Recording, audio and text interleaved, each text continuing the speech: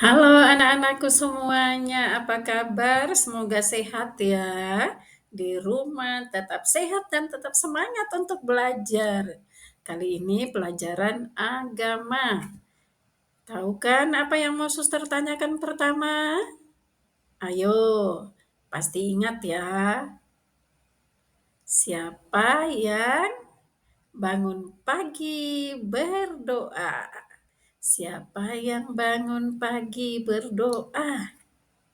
Siapa yang hari ini sudah baca kitab suci?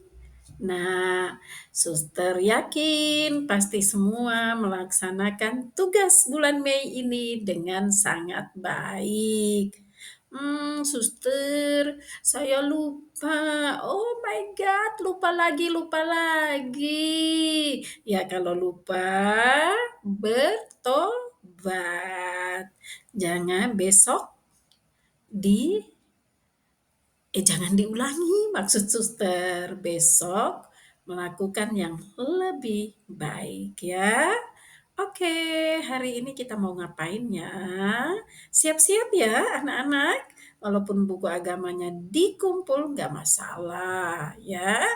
Oke, suster akan menyampaikan apa yang kalian lakukan pada hari ini.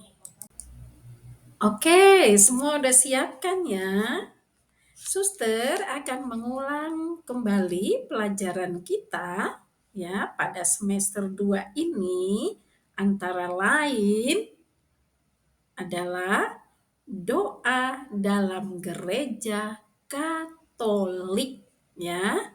Suster ulangi, doa dalam gereja Katolik. Nah, anak-anak yang Katolik itu ada doa-doa ya, doa-doa pokok, doa-doa inti, doa-doa yang biasa didoakan setiap hari ya. Lalu teman-teman yang beragama Kristen, yang beragama Islam, Hindu, dan Buddha itu juga punya doa-doa. Jadi, semua agama itu punya doa-doa. Nah, yang akan suster sampaikan ini adalah doa dalam gereja Katolik. Kita sudah mempelajarinya. Suster mengulang kembali supaya semakin diingat ya, diingat lalu nanti masuk sampai ke dalam hati, diresapkan, disimpan baik-baik ya. Nah, doanya apa saja di dalam gereja Katolik? Oh, pertama, sebelum kita bicara tentang doa apa saja, ya pertama-tama kita tahu dulu doa itu apa. Udah tahu kan? Pasti jawabnya adalah berbicara dengan Tuhan. Oh, benar. Tapi ditambah lagi ya, kalau kita berdoa, tidak hanya bicara dengan Tuhan, tetapi juga apa? Ini apa nih? Mendengarkan Tuhan. Jadi, doa itu berarti berbicara dengan Tuhan dan mendengarkan Tuhan. Ingat-ingat ya? Ya, jadi tidak hanya kita yang ngomong, "Tuhan, aku minta ini, Tuhan, terima kasih ini."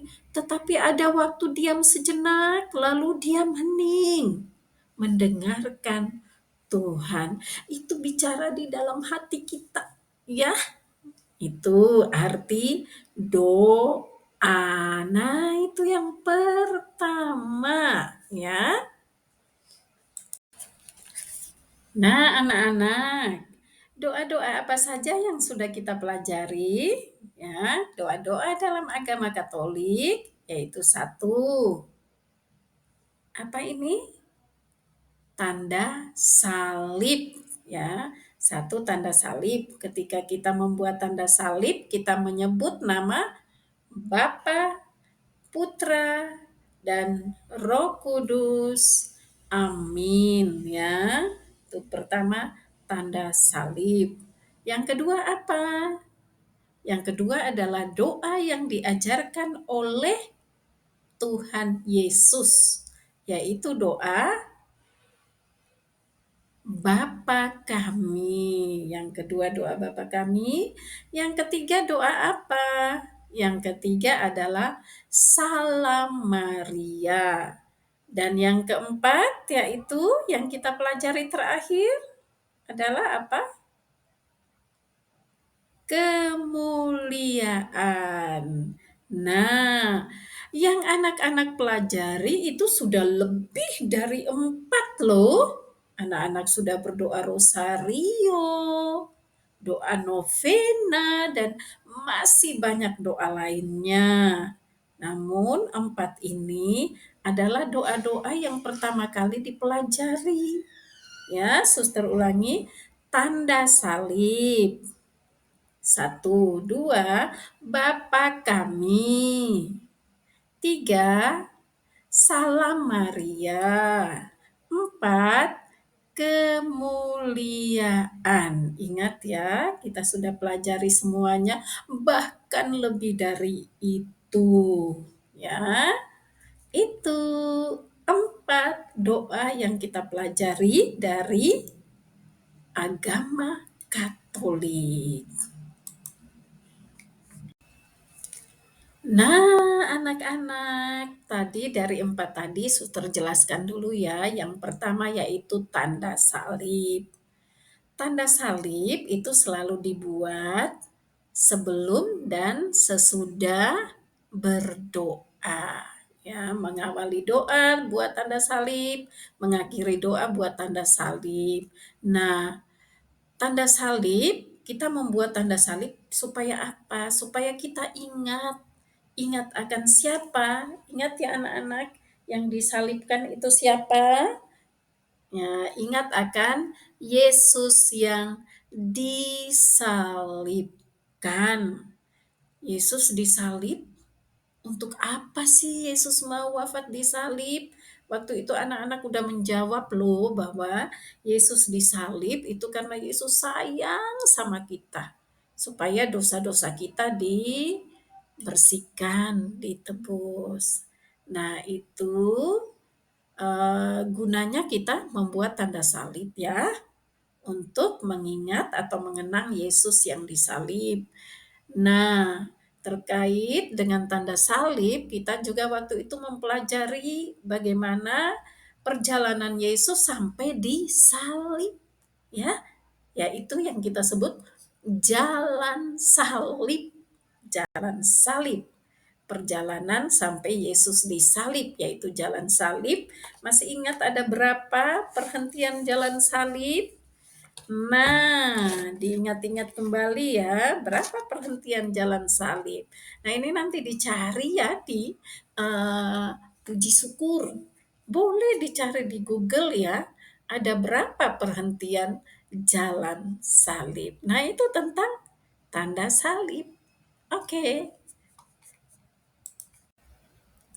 Nah, anak-anak, setelah kita mempelajari tentang tanda salib dan berikutnya yaitu doa Bapa kami. Masih ingat siapakah yang disebut Bapa? Ingat ya, yang disebut Bapa adalah Allah. Ya, siapa yang memanggil Allah dengan sebutan Bapa? Siapa? Ingat? Yaitu hmm, Yesus. Nah, doa Bapa kami adalah doa yang diajarkan oleh siapa? Oleh Yesus. Yesus mengajarkan doa Bapa kami pertama kali kepada siapa? Nih, lihat gambarnya ya, ingat ya. Ini suster dekatkan nih. Ini. Ah. Yesus mengajarkan doa Bapa kami pertama-tama kepada 12 murid. yang sangat dekat dengan Yesus atau disebut 12 rasul. Simon Petrus, Andreas, dan seterusnya. Ayo diteruskan ya anak-anak sambil nyanyi, belajar sambil menyanyi ya. Jadi 12 rasul ini datang kepada Yesus, kami diajarin dong, ajarin kami berdoa. Mereka lihat kok Yesus ini rajin sekali berdoa, apa ya? Terus mereka minta, Yesus ajarin kami berdoa. Lalu Yesus bilang, sini, sini, sini. Nah, kalau kamu berdoa, bilang, Bapa kami yang ada di surga, dan seterusnya. Nah, itu anak-anak, suster minta lihat di dalam kitab suci, Injil Lukas. Cari di dalam Injil Lukas doa Bapa kami. Injil Lukas bab berapa, ayat berapa ada doa Bapa kami supaya diingat lagi. Nah, jadi doa Bapa kami doa yang diajarkan oleh Yesus kepada para rasul. Dicari ya, sekalian baca, jangan lupa tugas bulan Mei membaca kitab suci. Cari tentang Yesus mengajarkan doa Bapa kami kepada para rasul. Ya. Kenapa Yesus mengajarkan? Karena mereka minta supaya diajarkan gimana berdoa. Yesus bilang, panggil Allah itu dipanggil Bapa. Ya. Kalau panggil Bapa itu berarti hubungannya itu dekat, ya. Kalau panggil Bapak berarti hubungannya dekat. Nggak mungkin tiba-tiba melihat ada orang tua yang lewat, terus lalu langsung dipanggil begini, Bapak, Bapak sini dong, Bapak minta duit. Nah, kalau dekat itu pasti kita eh, gampang mintanya ya, Bapak minta duit, Bapak beliin ini, itu. Nah, karena dekat. Nah, Yesus itu juga sangat dekat dengan Allah, maka Yesus panggil Bapa dan mengajarkan supaya kita memanggilnya Bapa, ya. Itu doa Bapa kami. Anak-anak cari ya di dalam Injil Lukas bab berapa ayat berapa tentang doa Bapa kami. Ya. Nah, sekarang yang ketiga, tilu, tri, ya. Yang ketiga adalah doa Salam Maria. Kita memberikan salam kepada Bunda Maria. Nah, ingat-ingat juga ya, siapa itu Maria? Bunda Maria maksudnya. Nah, siapa itu Bunda Maria?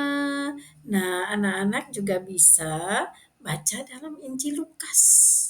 Cari di dalam Injil Lukas ya, Bunda Maria itu siapa sih? Pasti suster yakin semua udah tahu. Tapi biar anak-anak lebih tahu lagi maka baca baca kitab suci, doa tiap hari ya. Oke, kita memberikan salam kepada Bunda Maria. Nah, doa salam Maria ini diambil pertama-tama dari salam yang diberikan oleh malaikat kepada Bunda Maria, ya. Malaikat diutus oleh Tuhan datang kepada Bunda Maria, lalu malaikat mengatakan, "Salam hai engkau." Gitu ya. "Salam hai engkau yang dikaruniai Tuhan menyertai engkau." Nah, salam dari malaikat, malaikat siapa? Malaikat Gabriel ya. Salam dari malaikat Gabriel ini yang dipakai sebagai doa Salam Maria, pembukaan dari doa Salam Maria. Nah, doa Salam Maria adalah doa sebagai bentuk penghormatan kepada Bunda Maria, ya, Bunda Maria yang sudah mau melahirkan, mengandung dan melahirkan Yesus, ya. Itu adalah doa Salam Maria penuh rahmat dan seterusnya. Jangan lupa anak-anak ya, doa rosario. Dalam doa rosario kan kita menyebut itu Salam Maria. Nah, anak-anak yang terkasih, untuk apa kita berdoa kepada Bunda Maria? Ya, untuk apa ya? Ini adalah tugas anak-anak untuk mikir, untuk apa sih ya saya berdoa kepada Bunda Maria? Kok tidak berdoa kepada Bunda Paulista? Ya enggak lah ya. Berdoanya kepada Bunda Maria untuk apa? Kok enggak kepada Bunda Siti atau Bunda Korla? Siapa lagi Bunda siapa gitu? Kenapa kita berdoa kepada Bunda Maria? Ya. Nah itu, anak-anak nanti supaya dijawab ya pertanyaan suster, nanti suster tulis lagi di bawahnya. Nah, doa kepada Bunda Maria itu kita memberi salam, salam Maria penuh rahmat.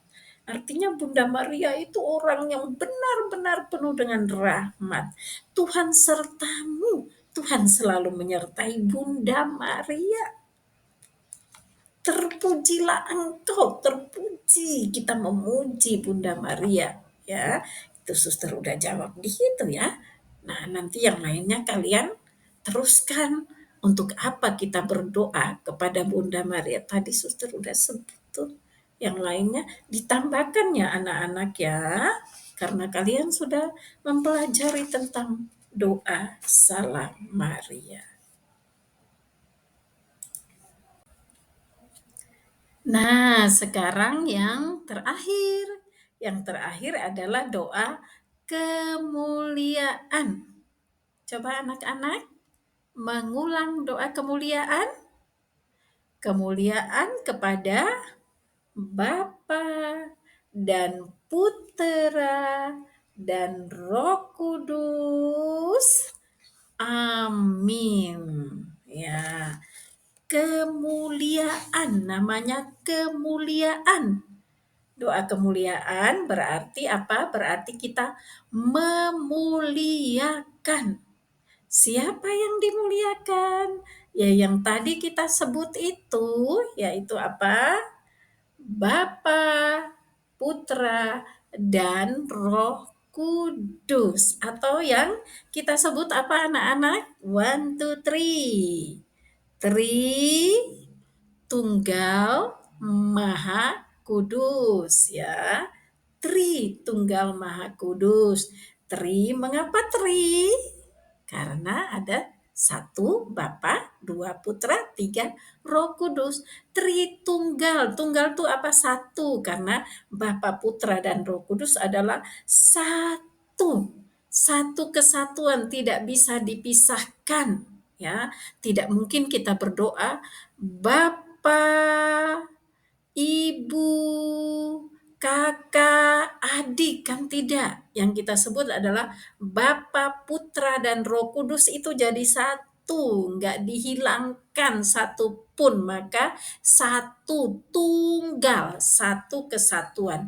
Tritunggal Maha, Maha itu sangat kudus. Kudus itu apa? Kudus itu suci, bersih, tidak berdosa, ya, kudus. Jadi Tritunggal Maha Kudus itu disebut dalam doa kemuliaan. Oke. Nah, anak-anak tugasnya adalah ikut tugasnya banyak ya. Nggak banyak anak-anak, cuma sedikit karena semua sudah dipelajari, suster hanya mengulang saja. Nah, anak-anak memikirkannya, kenapa sih ya kok dimuliakan? Kenapa kita memuliakan Allah, Yesus, dan Roh Kudus? Kenapa? Ya, ingat juga ya. lagu. Coba sambil diingat lagu yang suster ajarkan itu. Allah baik, Allah baik, Allah baik padaku selalu. Yesus cinta, Yesus cinta, Yesus cinta padaku selalu. Roh Kudus hadir, Roh Kudus hadir, Roh Kudus hadir pada kita semua. Oke, demikian anak-anak pelajaran agama kita ya. Semoga sehat dan tidak lupa tugas kita di bulan Mei ini membaca kitab suci, berdoa rosario untuk yang Katolik ya. Terus bangun tidur berdoa, karena apa? Sering lupa, maka suster minta terutama yang bangun tidur itu yang sering lupa. Jadi biar diulang-ulang terus ya, dibiasakan. Terus membereskan tempat tidur. Kalau yang sudah biasa membereskan tempat tidur, maka lakukan pekerjaan yang lain. Jadi selalu ada kebaikan itu yang lebih dari yang sudah biasa dilakukan. Ditambah, ditambah ya. Begitu anak-anak. Jangan lupa, don't forget ya. Jangan lupa ya, Tuhan memberkati semuanya dan keluarga. Bye bye.